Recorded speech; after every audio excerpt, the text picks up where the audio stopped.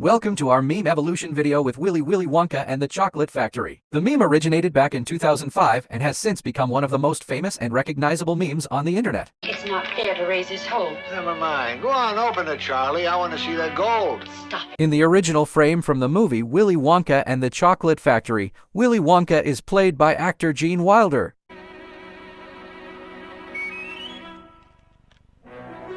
The meme appeared in 2005 when a user from the UK posted this frame on his blog, offered the signature "You never know where you will find the golden ticket." Since then, the meme with Willy Wonka and Mike TV has become very important for jokes and parodies. One of the most popular variations is a meme with the inscription, "I said I wouldn't find the golden ticket." In addition, the meme with Willy Wonka and Mike TV also inspired other jokes and parodies, including memes that cover other characters and events from the film. Today, memes with Willy Wonka and the Chocolate Factory continue to use frequencies on the internet.